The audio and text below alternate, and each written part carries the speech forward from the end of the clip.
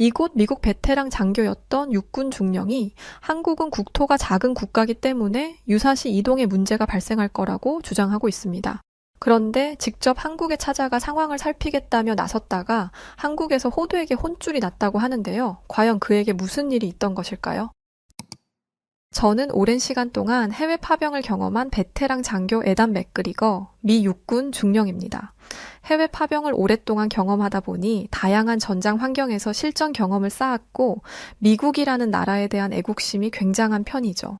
특히나 미국은 군사, 기술 등 모든 면에서 월등히 앞서 있는 유일무이한 국가라는 점에서 전체 청춘을 갈아 넣은 지난 세월이 결코 아깝지 않습니다.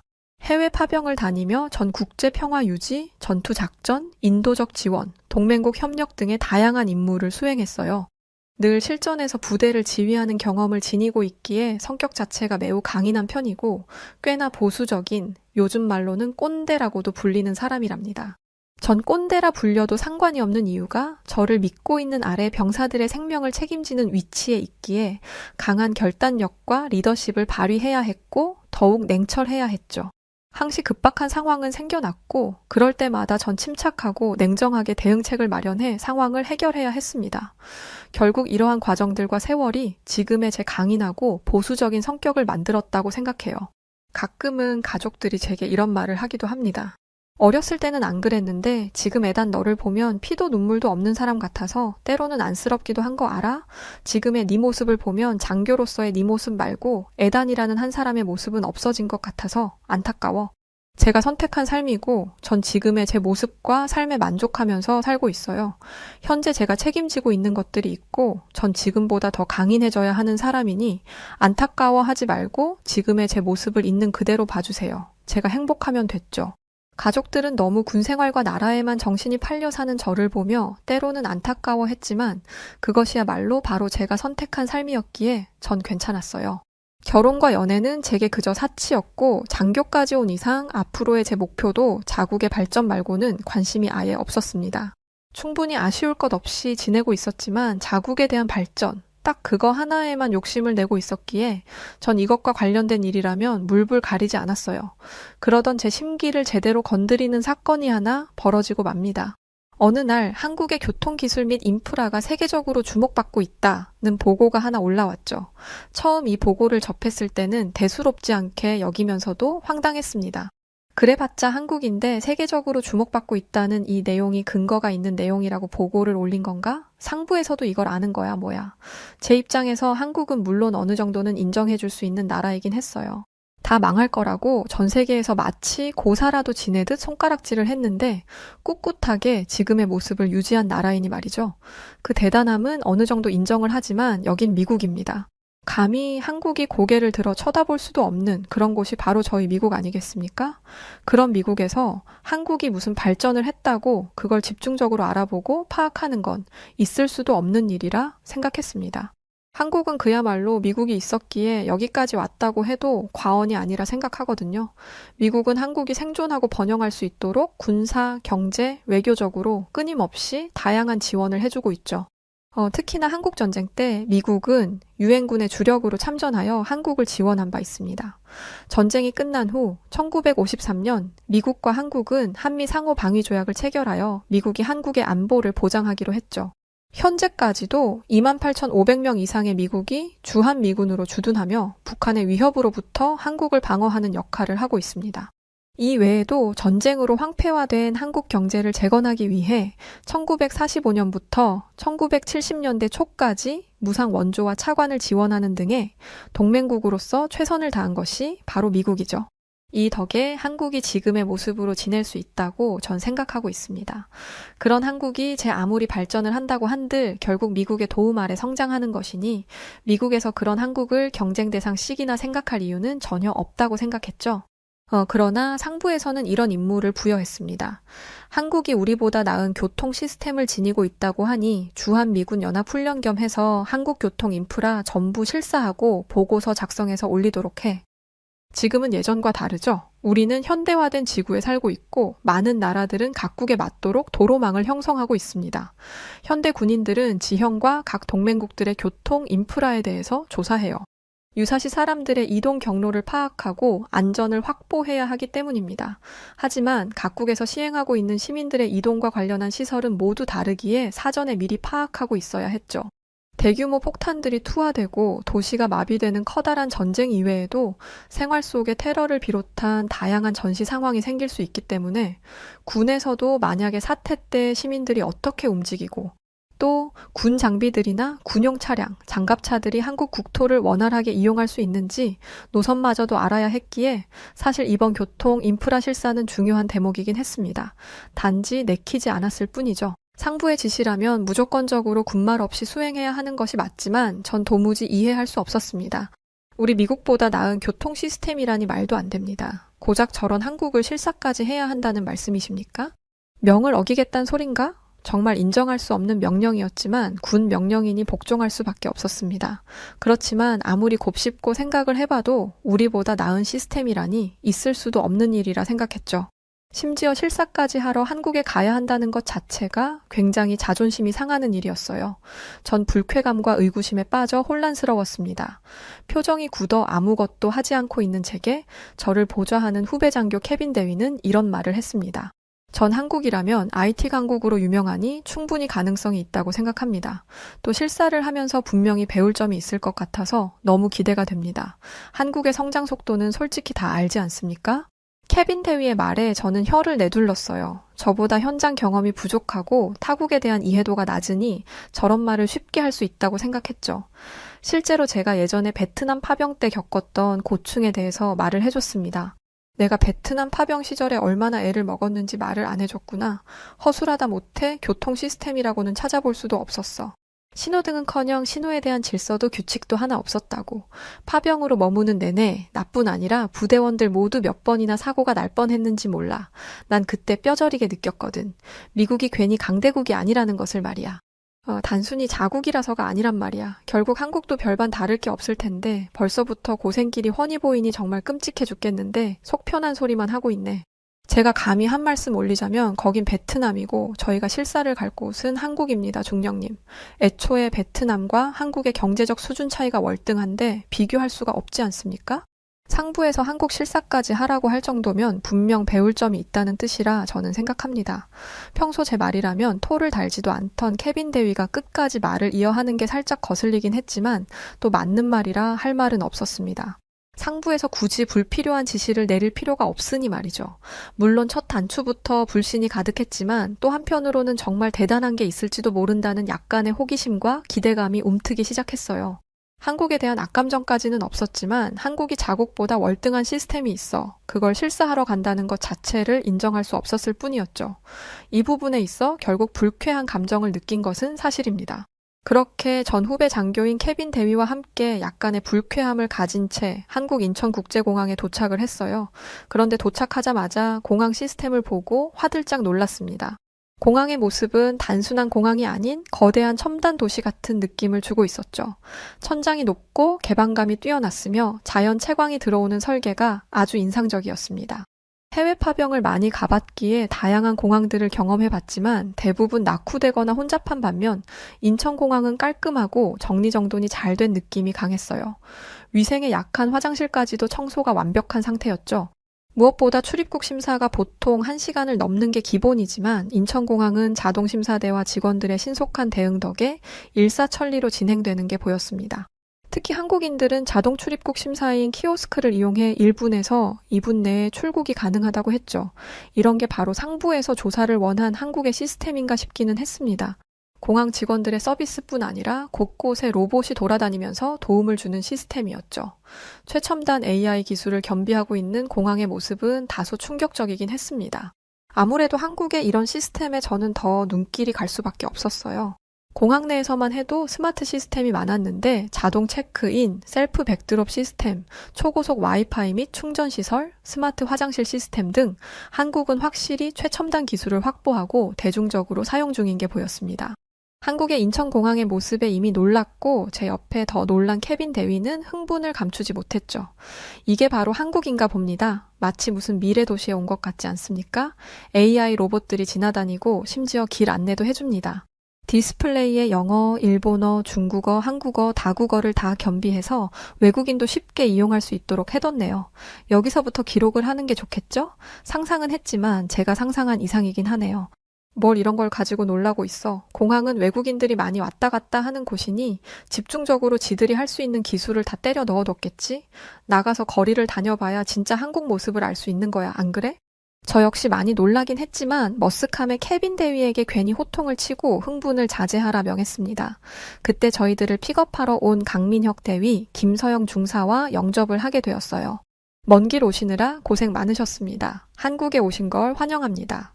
그들의 첫인상은 밝은 미소 속에 있어 그런지 어쩐지 친근하게 다가오긴 했습니다. 그들은 저희를 군용밴에 안내를 했고 저희들은 서울로 곧장 이동을 했어요. 이동을 하면서 전 이들의 정보를 어느 정도 파악하기 시작했습니다. 강민혁 대위는 주한미군과 연합훈련 및 교류 프로그램을 담당하는 한국군 장교였고 그래서 그런지 유창한 영어 실력을 지니고 있어 의사소통에 어려움이 전혀 없었죠. 강민혁 대위를 보좌하는 김서영 중사는 하사관으로 꽤나 친절하긴 했으나 말수가 적은 편이었습니다. 직업병이라고 할 수 있지만 함께 팀원으로 움직인다고 한들 적어도 그 사람이 어떤 사람인지 정도는 파악해야 할 의무가 제게는 늘 있었기에 그들을 면밀히 파악했어요. 그렇게 공항을 빠져나가는 중 공항 내 자동 출입국 시스템, 직관적 표지판 등의 케빈 대위가 또 다시 흥분을 합니다. 고작 공항밖에 보질 못했는데 한국 최첨단 시스템이 정말 대단한걸요. 전 정말 많이 놀랐어요. 마치 미래 도시를 온 것 같아서 공항에서도 얼마나 두리번거리면서 구경했는지 몰라요. 공항만 왔다가 가도 아쉽지 않을 지경이라니까요. 그런 케빈 대위의 말에 한국군들은 웃음으로 넘겼지만 전 불편함에 아주 단호하게 말을 했죠. 왜 이렇게 오버를 하고 그래 군인답지 못하게. 딱히 놀란 것도 없는데 이 정도로 놀라긴 이르지 않아? 케빈 대위가 과하게 액션을 취하는 것이 불편했기에 전 아주 심드렁하게 이 정도에 놀라긴 이르다며 선을 딱 그어버렸죠. 그런데 굉장히 여유로운 모습으로 강민혁 대위는 이런 말을 이어갔습니다. 맞는 말씀이십니다. 우리가 함께 오늘 보고 체험하실 것들을 생각해보면 아직 시작도 안 한 거라 아직 놀라긴 이른 게 맞습니다. 먼 길 오신 것에 결코 후회 없는 결과를 안겨드릴게요. 강민혁 대위는 아주 자신만만한 태도를 보였죠. 사실 제 속내는 이미 공항에서 많이 놀란 상태였고 이게 전부일 거라 생각을 했는데 이보다 더한 것들이 있을 거라 하니 상당히 놀랍긴 했습니다. 저렇게 당당한 태도는 과연 어디서 나오는 것인지 저 역시 무척이나 궁금했어요. 군전용 밴을 타고 서울에 도착해 시내에 있는 숙소에서 저와 케빈 대위는 짐을 풀었습니다. 숙소를 둘러보니 깔끔하게 정돈된 것이 꽤나 흡족한 상태이긴 했어요. 그렇게 숙소 내부를 천천히 둘러보던 중 강민혁 대위에게 콜이 왔고 저희들에게 이런 제안을 했죠.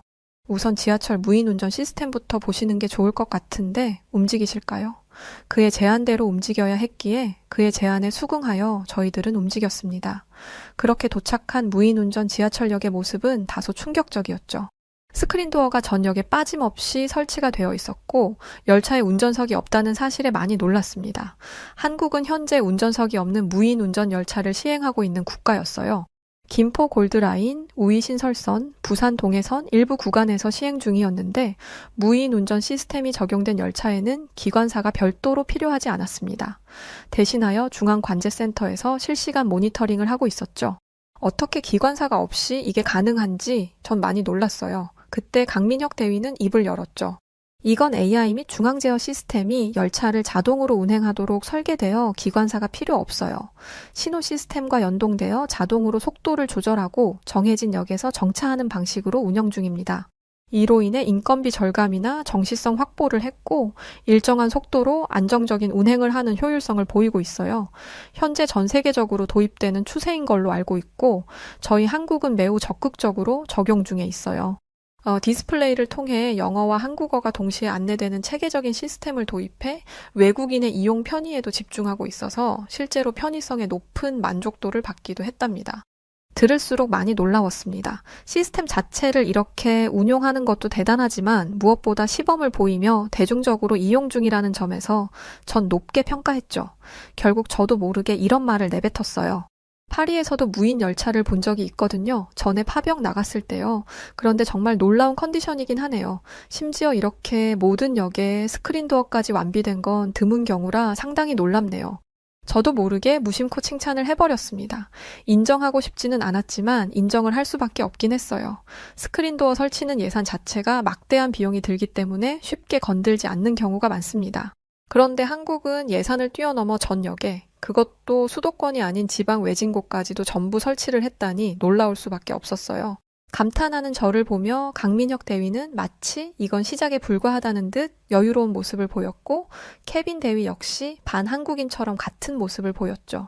그들이 놀라는 제 모습을 너무 재밌게 보는 듯하여 민망했던 저는 괜히 더 시큰둥하게 말했습니다. 놀라긴 했지만 이 정도야 할 수도 있다는 생각이 드네요.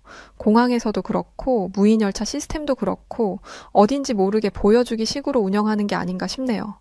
그렇게 전 어떻게든 단점을 끄집어내 지적을 해버리고 말았어요.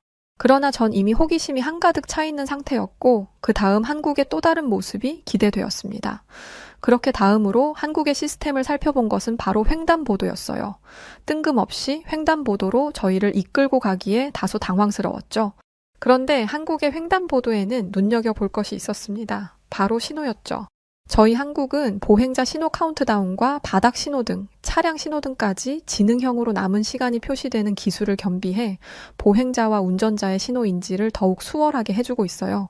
보행자 신호 카운트다운은 횡단보도를 안전하게 건널 수 있도록 유도해주고, 바닥 신호등은 스마트폰을 보면서 걷는 현대인들의 특성을 살려 신호를 쉽게 인식하도록 해주죠. 또 차량 신호등 남은 시간 표시는 운전자의 급출발이나 급정거 혹은 신호 위반을 방지하는 역할을 대신하고 있습니다.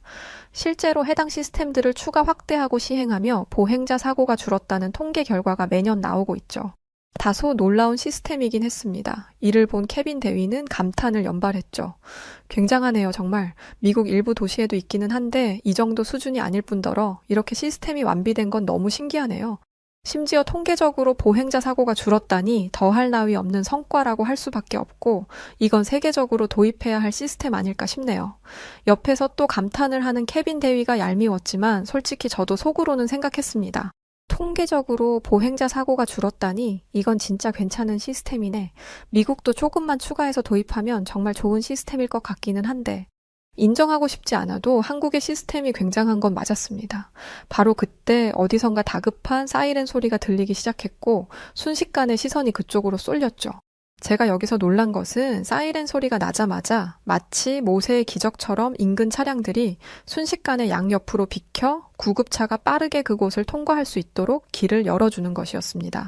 심지어 신호등이 자동으로 바뀌는 장면까지 목격하며 충격적이었죠. 세상에 모세의 기적도 아니고 너무 순식간에 지나가서 놀랐어요. 이런 건 살다 처음 봅니다. 제가 놀라움을 솔직하게 표현하자 강민혁 대위는 설명을 해줬습니다. 저희 한국은 긴급 차량 우선 시스템이거든요. 그렇다 보니 조금 전 있던 상황처럼 긴급 사이렌을 울리는 구급차나 경찰차 등이 있을 시 시민들이 자발적으로 길을 터주고 IT 기술을 통해 사고를 유발할 수 있는 신호 구동을 제어하는 역할을 하고 있어요. 확실히 한국은 뭔가 다르긴 하구나를 이때부터 본격적으로 느끼기 시작했어요. 물론 한국인이니 강민혁 대위가 설명을 잘 해주는 것이 맞기도 하지만 한편으로는 자국에 대한 이해도가 높은 강민혁 대위의 모습도 아주 높게 평가를 하고 있었습니다. 이어 저희들은 UAM 도심 항공 모빌리티 실증 현장으로 갔어요. 그곳에 도착하니 강민혁 대위는 저희들에게 이렇게 말을 했죠. 양국 연합 훈련 시에도 이 교통, 물류 시스템이 크게 기여를 할 것이라 보이고 있어요. 현재 근거리 이동에선 UAM 시범 서비스를 활용할 수도 있는 상황이라 앞으로 현실로 다가올 날이 얼마 남지 않았다고 보이고 있습니다. 강민혁 대위는 말끝에 청사진을 제시했고 전 놀라움에 말을 했습니다. 현재 미국도 연구 중인 기술이긴 한데 벌써 이렇게 한국은 실증을 했다니 놀랍네요. 심지어 김서영 중사는 직접 안내를 해주며 곧 실제 시범 운행이 시작될 예정이라며 비행체를 보여줬습니다. 전 모든 감정을 빼고 진지하게 기체를 둘러보며 혼잣말을 했어요. 우리도 스페셜포스 작전에 활용할 만할 것 같은데 군인이라 그런지 군사적 시각으로 가장 먼저 접근을 했습니다. UAM이 단순 민간 교통만이 아니라 군사 후방 지원에도 도움될 수 있다는 아이디어는 저희들을 매우 흥미롭게 만들었죠. 생각보다 한국의 시스템들은 그야말로 상상 이상이었고 설마 남은 게 더 있나 싶을 정도였습니다. 끝으로 일정 마무리를 부산에서 해야 했기에 저희들은 한국군 지휘 차량을 타고 부산으로 이동을 했어요. 그 차 안에서 많은 생각에 빠졌습니다. 어쩌면 스스로가 너무 틀에 박힌 생각으로만 살았던 것은 아닌지 약간의 반성하는 시간도 가졌죠. 그렇게 부산으로 향하던 중 저희들은 한국의 고속도로에서 뜻밖의 시스템을 체험하게 되었습니다. 그건 바로 하이패스 자동 결제 시스템이었죠. 톨게이트에서 멈추지 않고 그냥 지나가다니 결제는 어떻게 하는 겁니까? 한국은 고속도로나 유료도로에서 차량이 정차하거나 감속하지 않고 요금을 자동 결제할 수 있는 무선전자요금 징수 시스템이에요.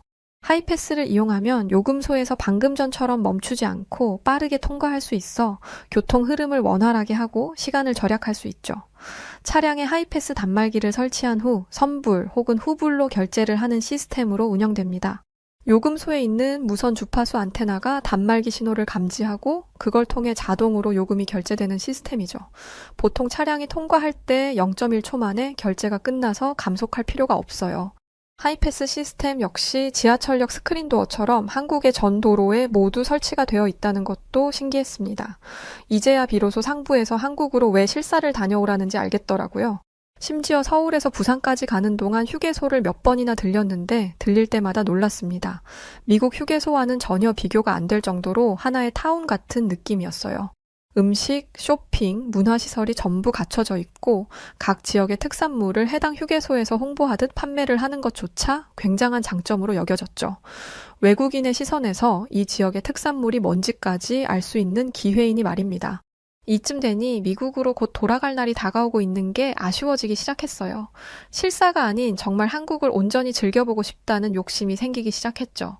바로 그 순간 예기치 못한 긴급 호출에 모두가 혼비백산이 되었습니다.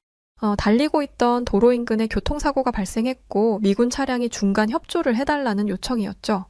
해당 차량에는 미군과 한국군이 함께 타고 있어 외국인 부상자가 있을 수 있는 상황이라 저희들의 도움이 필요할 수 있는 상황이었습니다.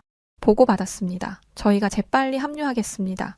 사고에 있어 골든타임은 무척이나 중요하고 현장 상황을 유선상으로만 안내를 받았기에 저희들은 지체할 시간 없이 곧장 현장으로 합류했어요. 꽤 차량이 많은 상황이었지만 한국의 긴급 차량 우선 시스템 덕에 차들이 다시 한번 모세의 기적을 만들어줘 원활하게 사고 지점까지 도착할 수 있었습니다. 그렇게 긴박하게 도착한 현장에는 다행히 경상자가 대부분이었고 빠른 대처를 할 수 있었다는 것과 큰 문제로 이어지지 않았다는 것에 안도를 했습니다. 한국의 시스템도 시스템인데 시민의식이 정말 대단한 것 같네요. 이런 시민의식들이 군 작전에도 큰 도움이 될 것 같다는 생각이 들어요. 전 감탄을 숨기지 않고 표현했어요. 그렇게 우여곡절 끝에 드디어 부산에 도착을 했고 모든 임무를 마친 후 숙소에 돌아와서 휴식을 취하고 있었습니다. 그때 강민혁 대위와 김서영 중사는 요깃거리를 들고 와 출출하지 않냐며 넉살을 떨었죠. 그런 강민혁 대위와 김서영 중사를 한참 쳐다보다 저는 솔직한 마음을 고백했습니다. 솔직히 한국에 오기 전엔 기대 자체를 안 했어요. 애초에 우리가 미국인데 상부에서 한국을 실사해오라는 명령 자체가 거북했거든요. 그런데 실제로 와서 보니 교통 인프라뿐 아니라 체계적인 시스템과 최첨단 기술들을 이미 대중적으로 이용 중이라는 것에도 많이 놀랐습니다. 심지어 한국인들의 배려, 협조, 정확성 이런 시민의식들에도 정말 많이 놀랐어요. 그래서 사실 지금 마음이 많이 복잡합니다. 여태껏 미국이 세계 최고라 믿어왔고 실제로도 1위만을 기록하는 미국인데 실사를 와보니 미국보다 대단한 것 같네요. 저는 부끄럽지만 제가 느낀 모든 감정을 솔직하게 털어놨고 이내 고개를 떨궜어요. 그러자 강민혁 대위와 김서영 중사는 놀라운 대답을 제게 했습니다. 누가 우위에 있는 건 별로 중요하지 않은 것 같아요. 서로 배우고 협력하면 이보다 더 나은 시스템을 만들 수 있을 거라 확신하거든요. 한국의 부족함을 미국이 채우고 미국의 부족함을 한국이 채우면서 그렇게 서로가 협력하며 공존하는 방향으로 가면 그 시너지의 결과는 상당하지 않을까요? 그들의 말을 듣고 가슴이 벅차올랐습니다. 처음부터 저들은 경쟁 구도를 만든 적조차 없는데 그저 저 혼자 정말 못난 모습을 보였구나 싶었죠. 그들의 말을 들은 후 생각이 더 많아진 저를 보며 케빈 대위는 이런 말을 했습니다. 편견은 누구에게나 있을 수 있지만 우리가 눈으로 직접 보고 경험한 만큼 한국을 인정해주고 이제는 그 편견을 벗고 새로운 가능성을 수용해 보는 건 어떨까요? 그들이 말한 것처럼 대단한 결과가 있을 거라 저 역시 확신하거든요. 케빈 대위의 말을 끝으로 전 깨달음을 얻게 되었습니다. 그래, 때로는 우리가 최고라는 내 고집이 결국 진짜 발전을 가로막을 수도 있는 거지. 새로운 변화를 받아들이지 못하는 것만큼 미련한 것이 없지. 저는 늘 후배 병사들에게 새로운 것을 받아들이라는 지시를 내리곤 했었죠. 그런데 정작 제 자신은 새로운 것을 받아들이지 못하고 있었을 뿐더러 타국에 대한 인정과 존경도 없었다는 것에 대한 부끄러움이 밀려왔습니다. 미국이 전 세계에서 가장 강대국인 것은 여전히 변함이 없다고 생각해요. 다만 분야를 세세하게 나눠 봤을 때 미국보다 월등한 수준의 기술력을 지니고 있는 나라들은 분명 존재하고 있다는 것을 이번에 깨닫게 되었습니다. 전 귀국을 한 후 진심을 담아 작전 참모진 앞에서 한국 실사에 대한 보고서를 발표했죠. 한국은 제 고집스러운 보수적인 자국에 대한 열정까지 단번에 눌러버릴 정도의 기술력을 보유하고 있었습니다. 하이패스, 긴급 차량 우선 시스템, 무인 운전 지하철, UAM 실증, 다양한 신호 시스템까지 놀라울 지경이었죠. 한국의 작은 국토에서 낸 이 결과는 상당했습니다. 우리는 한국의 효율과 속도를 극대화하는 방법에 대해 꼭 배워야 합니다. 특히 미국은 현재 대중교통 인프라가 부족하고 자동차 의존도가 심화된 상태입니다. 뉴욕, 샌프란시스코 같은 대도시를 제외하면 버스나 지하철망이 열악하죠. 그렇다 보니 자차가 없으면 출퇴근조차 어려운 것이 현실이고 이로 인해 매일같이 교통체증 이슈가 발생하고 환경오염, 연료 소비 증가, 경제적 손실로까지 이어지고 있습니다. 더 큰 문제는 노후화된 인프라로 붕괴 위험도 고려하지 않을 수 없다는 것입니다. 한국의 도움을 받아 대중교통, 인프라 확충과 도로 및 교량을 현대화하는 것을 목표로 해야 할 것이며 도시 설계 개선 및 자율주행 기술을 활용한 교통 혁신을 도입하는 것을 목표로 두고 있습니다. 전 한국에서 보고 느낀 것을 토대로 시원하게 발표를 했고 미국의 문제점도 확실하게 지적을 했죠. 모두 제 말에 경청을 하고 있었고 한국의 실사 보고서를 보며 많이 놀라는 눈치였습니다. 한국이 IT 강국이라 어느 정도 최첨단 시스템화된 것은 예상했지만 이 정도 수준일 줄은 몰랐네. 결국 우리 미국은 세계 강국이라고는 하나 교통 인프라와 시스템 개선이 아주 시급한 문제라는 게 한 줄 요약이겠구만. 발표는 그야말로 성공리에 마칠 수 있었어요. 그 이후 상부에서는 적극적인 협력 연구를 지시했고 양국 간 교통 그리고 군사 인프라 협력이 본격화될 것으로 보여지고 있죠. 너무 뿌듯한 결과였습니다. 제 스스로의 틀에 갇혀 있지 않고 편견을 버리고 더 넓은 시각으로 세상을 보니 세상은 너무도 넓었고 배울 점이 많았죠. 앞으로 양국 간의 변화와 발전의 결과가 저는 너무도 기대가 됩니다. 한국의 도움을 무척이나 받아야 하겠지만 감사하게도 한국은 그 도움을 주는 것에 거부감이 없다는 것이죠. 과연 우리 미국이었다면 선뜻 굉장한 기술력을 알려줬을까 의문이 들더라고요. 여러모로 한국이라는 나라에 깊은 감동을 받았습니다. 케빈 대위는 꼭 휴가 때 한국으로 갈 거라며 노래를 부르곤 하는데 제게 이런 말을 하더라고요. 다음 휴가 때 꼭 가족들 데리고 한국 갈 거예요. 휴게소 여행만 해도 신세계일 것 같지 않나요? 라며 농담을 하던데 케빈 대위의 말처럼 한국은 휴게소 투어만 해도 만족스러운 여행이라 할 수 있을 정도의 컨디션이었습니다.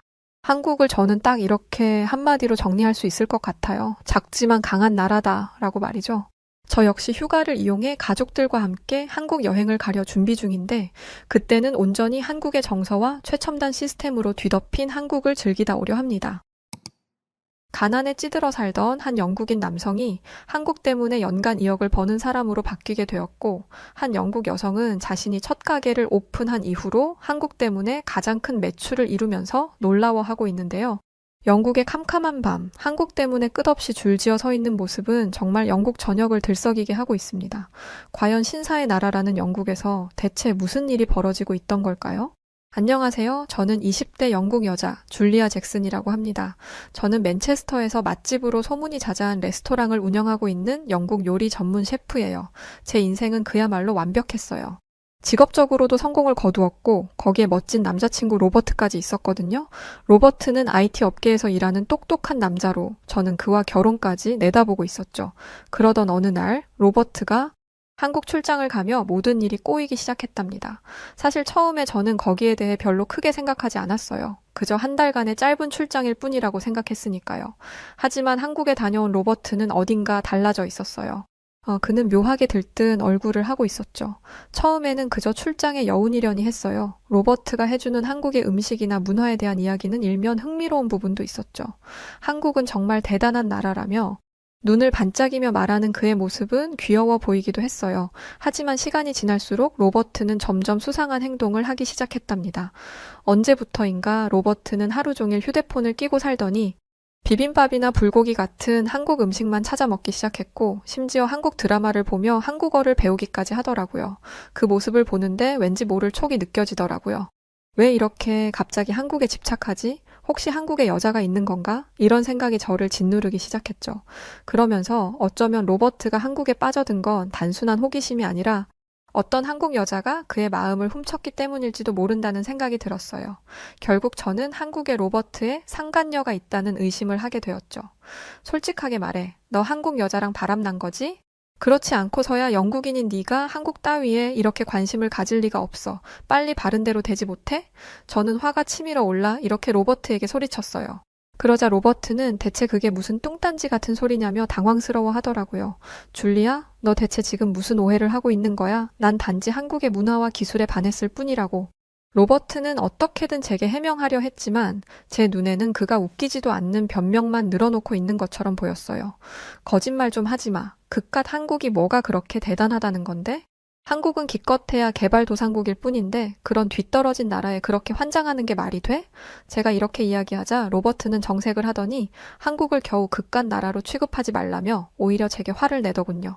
그 모습을 보고 저는 로버트가 한국에 여자를 숨겨놨다고 확신하게 되었죠. 그 순간 저는 로버트에게 오만정이 다 떨어졌고 결국 그와 헤어지기로 했어요. 됐어. 이제 그만할래. 넌 한국 여자나 실컷 만나. 저는 이렇게 외치고는 돌아섰죠. 겨우 이런 남자와 미래를 약속했던 내가 바보였다는 생각과 함께 제 마음속에는 분노와 실망감이 가득 차올랐어요. 무엇보다 짜증났던 건 제가 저와 같은 백인도 아닌 한국 여자에게 밀렸다는 것이었죠. 정말이지 자존심이 상해 견딜 수가 없었어요. 그날 이후 저는 로버트에 대한 배신감과 한국에 대한 분노로 몇 날 며칠을 끙끙 앓았답니다. 감정 조절이 잘 되지 않으니까 요리도 제대로 되지 않더군요. 결국 저는 며칠 휴가를 내고 사촌 오빠가 살고 있는 아일랜드로 가서 조금 쉬다 오기로 했어요. 한적한 아일랜드에 가면 그래도 마음 정리가 잘 될 것 같았거든요. 하지만 막상 도착한 사촌 오빠의 집에서 저는 끔찍한 광경을 보고 경악하게 되었답니다. 글쎄 오빠가 넷플릭스로 한국 예능 프로그램 흑백 요리사를 보고 있는 게 아니겠어요? 심지어 오빠는 한국 LGTV로 그 프로그램을 보고 있었죠. 그 모습을 보자 정말 짜증이 치밀어 올라 견딜 수가 없더군요. 저는 이미 한국에 질린 상태였는데 이곳 아일랜드에서마저 한국 이야기를 듣게 될 줄이야. 이건 정말 말도 안 된다는 생각이 들었죠. 결국 이렇게 소리 지르고 말았어요. 오빠, 아니 세상에 아무리 볼 게 없어도 그렇지 왜 한국 요리 프로그램을 봐? 저딴 후진국에서 만든 게 대체 뭐가 좋다고? 제 말에 오빠는 어리둥절한 표정을 짓더니 이렇게 말했어요. 지금 넷플릭스에서 이 프로그램이 전 세계 1위인데 넌 무슨 소리를 하는 거야? 야, 난 태어나서 이렇게 재미있는 프로그램은 처음 본다. 그러면서 오빠는 이런 기발한 프로그램을 만든 한국이 정말 대단한 것 같다며 한국을 찬양하기 시작했어요. 오빠의 말에 저는 결국 폭발하고 말았죠. 다들 미쳤어. 제정신이 아니야. 아니 대체 한국 따위가 뭐길래 다들 이 난리를 치는 거야. 제가 이렇게 소리치자 오빠는 갑자기 표정이 굳더니 차가운 눈빛으로 저를 바라봤어요.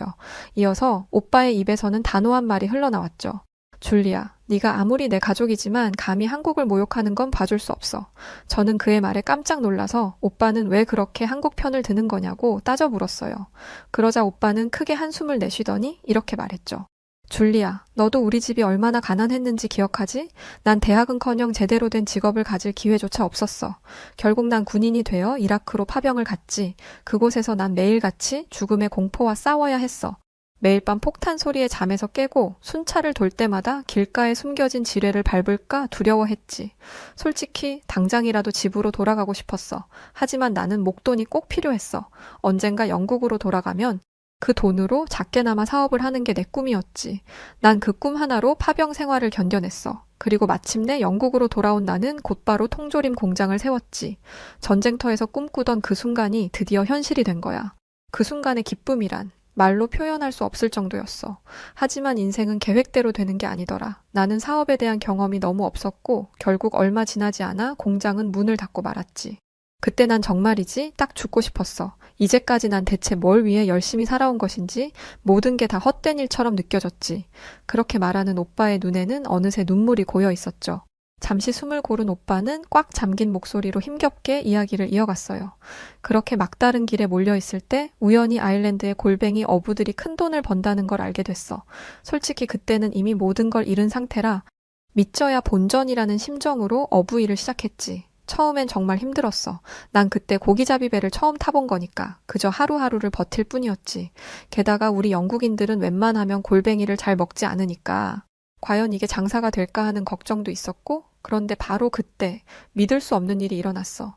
글쎄, 내가 잡은 골뱅이가 한국으로 불티나게 팔리기 시작한 거야. 주문은 계속 밀려들었고 어느새 나는 연간 2억을 버는 어부가 되어 있더라고. 생각해보면 이라크에서 죽음의 공포에 시달리던 때나 사업 실패로 모든 걸 잃었던 때의 나로서는 상상도 못할 일이지. 오빠는 눈물을 닦으며 이렇게 말했어요. 나에게 있어서 한국은 단순한 고객이 아니야. 한국은 내 인생에 새로운 의미와 희망을 준 은인 같은 존재라고. 전쟁터에서 살아남아 돌아왔지만 또다시 절망에 빠졌던 나에게 한국은 새 삶을 준 거나 다름없어. 그런데 넌 한국을 비웃고 무시했지. 그건 내 은인을 무시하는 거나 마찬가지고 난 그걸 절대 용서할 수 없어. 이어서 오빠는 TV를 가리키며 열변을 토하기 시작했어요. 저기 흑백 요리사에 나오는 100명의 한국인 요리사들을 봐봐. 영국인들이나 유럽인들은 꿈에도 생각하지 못할 엄청난 퀄리티의 음식들을 재료만 보고 뚝딱 만들어내고 있어. 내가 고기잡이 배에서 잡은 골뱅이가 한국에서는 건강과 맛까지 모두 사로잡는 레시피로 만들어져서 한국에서 판매되고 있는 거야. 그런데 영국은 어떠니? 빵에다 고기를 구워 넣어놓지 않니? 한국과 비교 불가야. 흑백 요리사에서처럼 한국의 음식 문화뿐만이 아니야. 지금 내가 보고 있는 이 한국 TV는 네가 무시할 만한 게 아니라고. 너 지금까지 살면서 이렇게 선명한 화질의 TV를 본 적이 있어? 영국 회사는 죽었다 깨어나도 이런 품질의 TV는 못 만들걸?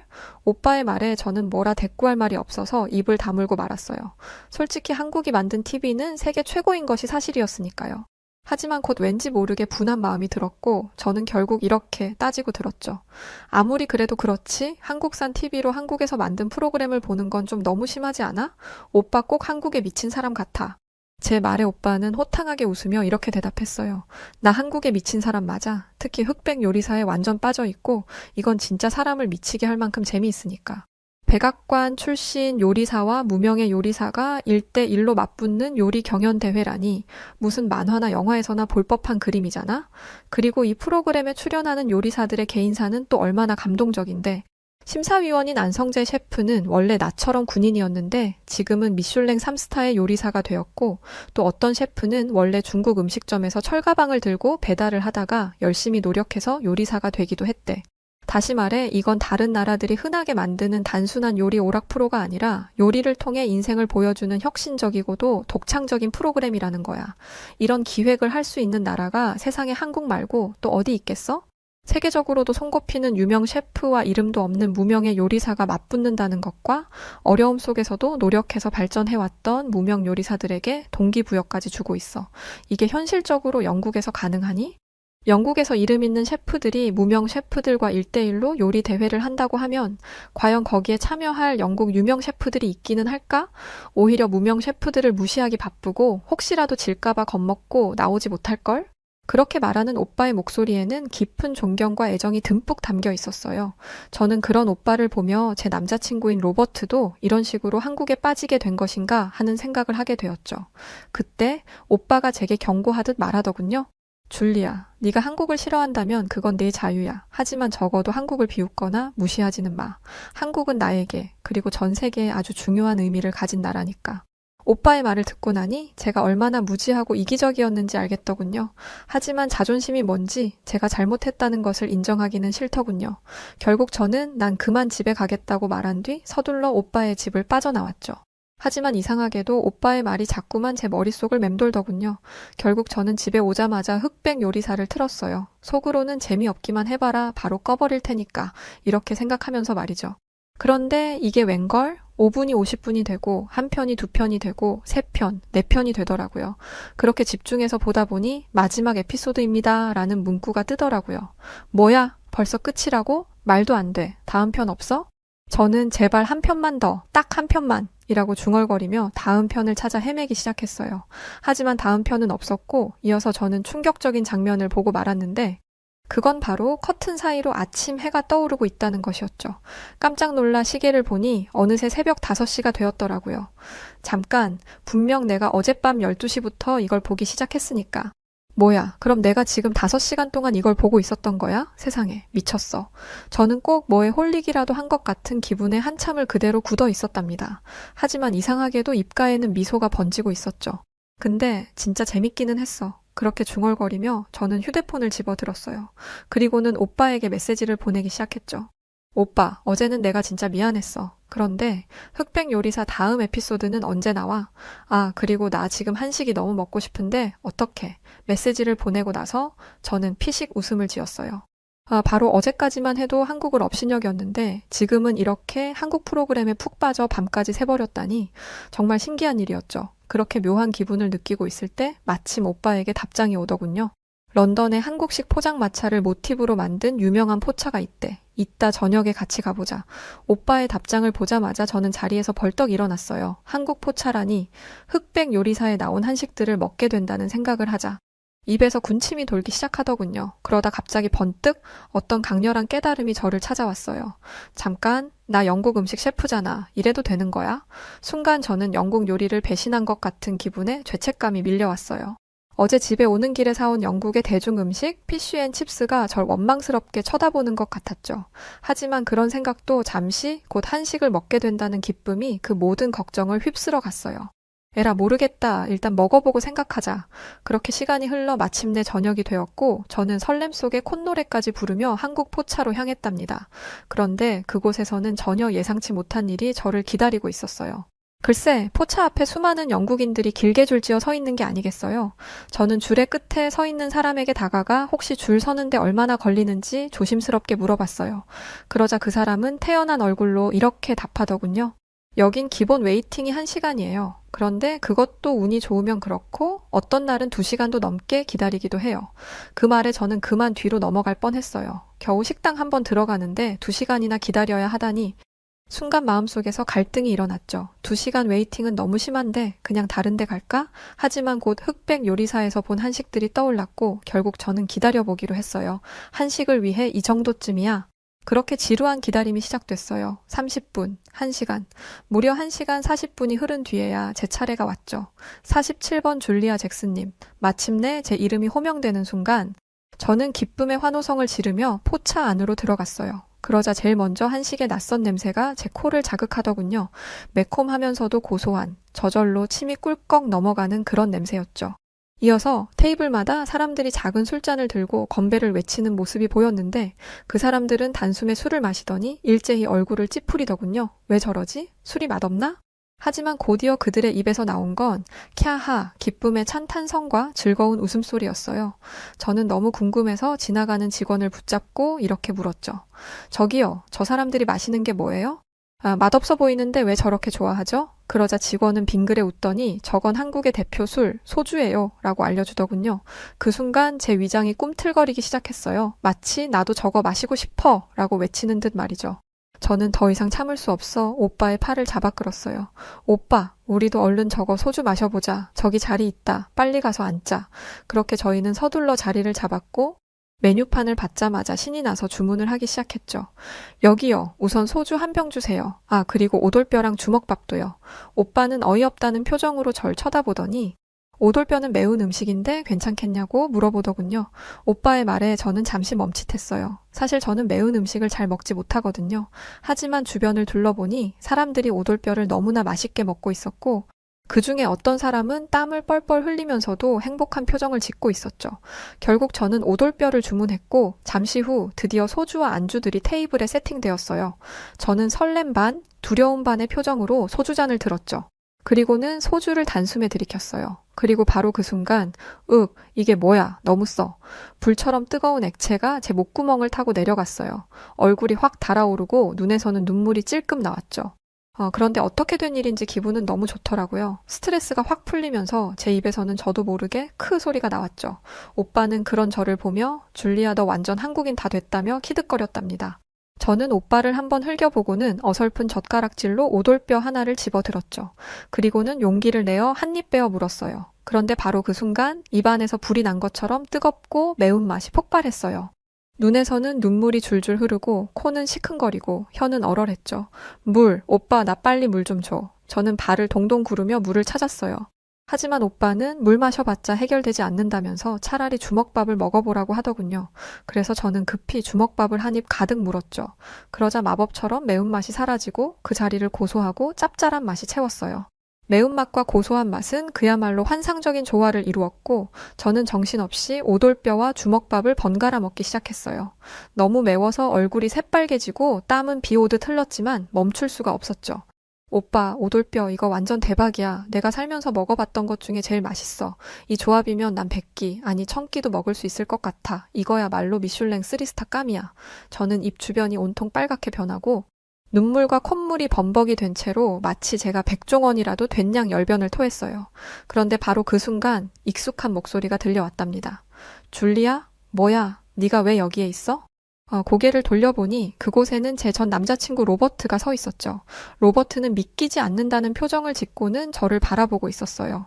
그도 그럴 것이 바로 며칠 전 한국 때문에 크게 싸우고 헤어졌는데 그랬던 제가 한국 포차에서 오돌뼈를 흡입하고 있었으니까요. 제가 생각해도 이 상황이 너무 웃기고 말이 안 되더군요. 한참을 멋쩍게 뒷목만 긁적이며 우물쭈물하던 저는 결국 웃기지도 않는 변명을 하기 시작했어요. 그게 나 지금 한식 공부 중이야. 이 오돌뼈를 영국 요리에 어떻게 접목시켜볼까 연구 중이야. 그러니까 내가 한식을 먹고 싶어서 여기에 온 게 아니라 어쩔 수 없이 와본 거지. 제 엉터리 변명에 로버트는 어이가 없다는 표정을 짓더군요. 그러더니 이렇게 물었어요. 그러면 얼굴에 그 양념 자국은 뭔데? 그것도 연구 중인 거야? 저는 그제야 제 얼굴 상태를 깨닫고 얼른 냅킨으로 닦아내려 애쓰며 또 말도 안 되는 변명을 하기 시작했죠. 한식이 워낙 건강에 좋잖아. 이건 그러니까 피부에 좋은 고춧가루 양념 마스크팩이야. 제 말이 끝나기가 무섭게 오빠는 푸훗 웃음을 터뜨렸어요. 저는 오빠를 째려보며 발로 살짝 밟았죠. 로버트는 여전히 어리둥절한 표정이었지만 이내 묘한 미소 지으며 이렇게 말했고요. 알겠어. 그럼 고춧가루 양념 마스크팩 연구 열심히 해. 난 이만 가볼게. 그 말을 끝으로 로버트는 돌아섰고 저는 곧바로 탁자에 머리를 쿵 하고 박아버렸어요. 쥐구멍이라도 있으면 당장이라도 숨고 싶은 심정이었죠. 하지만 창피한 것은 창피한 것이고 제 입은 여전히 맛있는 오돌뼈와 소주를 원했어요. 결국 저는 술잔을 다시 집어들었고 김치찌개와 계란말이도 추가로 시켰답니다. 한 잔, 또 한 잔, 신나게 소주를 마시면서 저는 문득 이런 생각이 들었어요. 한국은 음식도 이렇게 맛있고 예능 프로그램도 재미있게 잘 만들고 우리 사촌 오빠는 한국 덕분에 떼돈도 벌고 있는데 대체 난 왜 그렇게 한국을 싫어했던 거지? 가만히 생각해보니 저는 제대로 잘 알지도 못하면서 괜히 한국을 미워했더라고요. 그럴 이유가 전혀 없었는데 말이죠. 사실 로버트는 바람을 피울 남자도 아니었고 한국 문화는 충분히 빠져들 만한 매력이 넘치는 것이었는데 과거에 저는 그런 것도 모르고 너무 어리석게 군 것 같더라고요.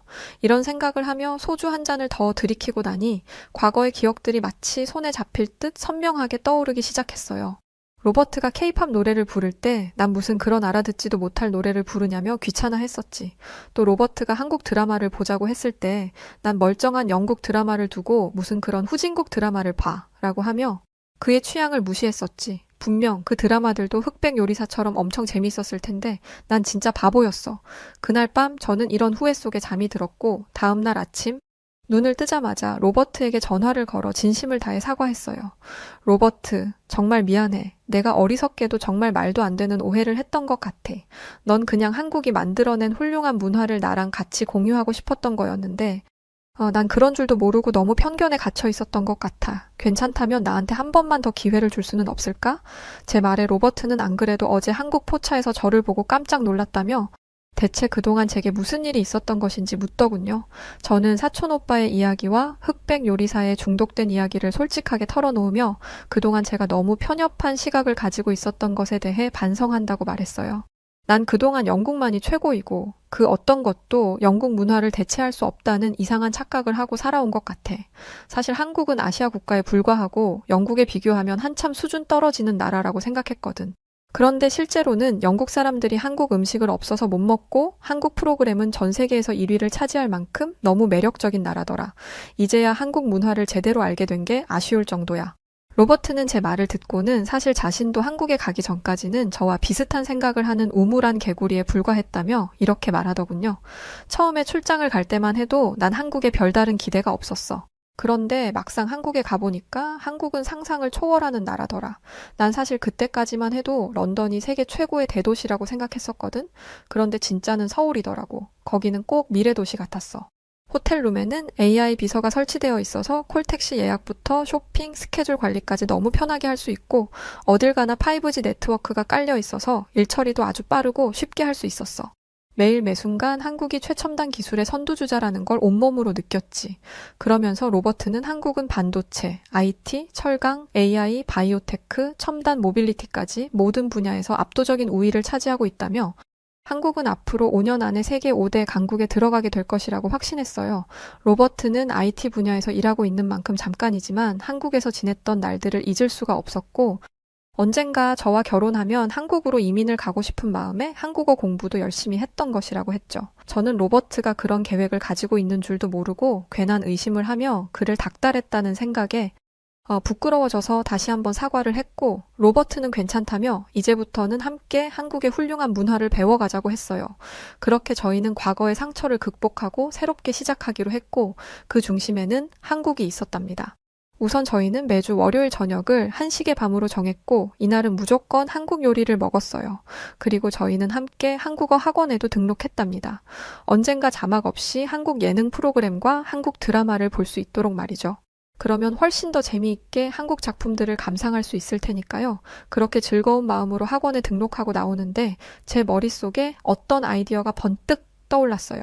그건 바로 제 식당에서 한식과 영국 음식을 섞은 퓨전 요리를 팔면 어떨까 하는 것이었죠. 로버트는 제 생각을 듣더니 열광적으로 동의했고 저는 바로 새로운 메뉴 개발에 착수했답니다. 며칠 동안 실험을 거듭한 끝에 저는 불고기 베이글과 삼겹살 스테이크 레시피를 완성했어요. 불고기의 달콤한 맛과 베이글의 쫄깃한 식감이 환상의 조화를 이뤘고 삼겹살 스테이크는 영국식 소스와 어우러져 새로운 맛을 만들어냈죠. 여기에 마지막으로 필요한 것은 소주였죠. 한국 포차에 다녀온 이후 저는 소주에 완전 푹 빠져버렸고 다른 영국인들에게도 소주를 꼭 소개하고 싶었거든요. 그때 때마침 손님들이 저녁 식사를 하러 들어오기 시작했고 저는 기대와 설렘을 가득 품은 채 새 메뉴를 손님들에게 선보였죠. 오늘의 스페셜 요리는 불고기 베이글과 삼겹살 스테이크예요. 여기에 한국의 전통주인 소주를 곁들이면 천상의 맛을 느끼실 수 있을 거랍니다. 강력하게 추천드려요. 제 말에 한 손님이 소주가 뭐냐고 물었고 저는 한번 맛보시라며 기다렸다는 듯이 소주를 가져다 드렸어요. 손님은 처음 보는 술에 조금 망설이는 것 같더니 이내 용기 내어 한 잔을 비웠죠. 그리고 그 반응은 아주 폭발적이었답니다. 이 술 뭐예요? 처음엔 좀 강한 것 같더니 이상하게 자꾸 당기는데요. 저는 손님의 반응에 미소 지으며 이번에는 삼겹살 스테이크를 추천드렸어요. 삼겹살은 특히 소주와 궁합이 좋다면서 말이죠. 그러자 손님은 고개를 힘껏 끄덕이더니 삼겹살 한 조각과 소주를 한 모금 털어 넣었죠. 그 순간 손님의 눈이 당장이라도 튀어나올 듯 커지더군요. 그러더니 계속해서 삼겹살과 소주를 번갈아 먹기 시작했죠. 와, 이거 진짜 맛있네요. 이렇게 맛있는 조합을 왜 영국인들은 몰랐을까요? 손님은 마치 어린아이처럼 신나하며 가족들에게 전화를 걸어 당장 여기 식당으로 나오라고 여기에 아주 끝내주는 한식 메뉴가 있다고 했어요. 다른 손님들 역시 한국인들은 천재인 것 같다고 대체 어떻게 이런 맛있는 조합을 생각해낸 거냐며 감탄에 감탄을 거듭했죠. 주문은 끊임없이 이어졌고 주방은 전쟁터가 따로 없었어요. 하지만 제 입가에는 행복한 미소가 떠나지를 않았답니다. 제가 사랑하게 된 한국 음식 문화를 다른 사람들과 나누는 이 순간이 너무나 행복했거든요. 이날 저는 레스토랑을 오픈한 뒤 역대 최대 매출을 올렸고 그렇게 저는 기쁜 마음을 안고 서둘러 집으로 돌아왔답니다. 집에서 저를 기다리고 있는 또 다른 기쁨이 있었거든요. 그게 뭐냐고요? 바로 흑백 요리사, 새로운 에피소드였죠. 요즘 저의 가장 큰 즐거움은 흑백 요리사를 보는 거랍니다. 로버트와 소파에 함께 앉아서 흑백 요리사를 보고 있으면 세상에 그렇게 행복할 수가 없답니다. 이게 세상 사는 맛이구나 싶어요. 제게 이런 즐거움을 알게 해준 한국에 진심으로 감사하다는 인사를 전합니다. 한국 덕분에 제 삶은 전과 비교할 수 없을 정도로 풍요로워졌어요. 예전에 영국밖에 모르던 바보였고 그만큼 좁은 세상에서 살아갔지만 지금은 달라요. 이제 저는 매일 아침 일어날 때마다 설렘을 느껴요. 오늘은 또 어떤 새로운 한국 문화를 발견하게 될까, 어떤 맛있는 한식을 만들어 볼까 하는 기대감으로 가득 차 있죠. 앞으로 살면서 제 인생에 어떤 일들이 닥칠지는 알 수 없지만 한 가지 확실한 건 한국 문화와 함께라면 언제나 행복할 거라는 거예요. 정말 다시 한번 한국에 감사드리며 이만 저의 이야기는 마치도록 하겠습니다. 네, 오늘 사연은 여기까지입니다. 흑백 요리사, 저도 요즘 즐겨보고 있어요. 정말 손꼽히는 유명 셰프들과 무명 셰프들과의 정면 대결, 그리고 심사위원인 백종원 선생님과 국내 유일 3스타 안성재 셰프까지. 요즘 전 세계적으로 엄청 이 흑백 요리사가 인기몰이라고 하던데 즐거운 에피소드였네요. 좋은 한식 많이 만들어서 널리 알려주시면 정말 감사할 것 같아요. 자, 그럼 오늘 사연은 어떠셨나요? 사연이 좋으셨다면 구독과 좋아요 부탁드리고 저는 더 즐겁고 유쾌한 사연으로 다시 찾아오겠습니다. 그럼 지금까지 여우튜브 송은지였고요. 영상 끝까지 시청해주신 모든 분들 고맙습니다. 그리고 구독자분들 사랑합니다. 감사합니다. 당신만의 유튜브가 될래요. 당신만의 사연을 들려드릴게요. 언제나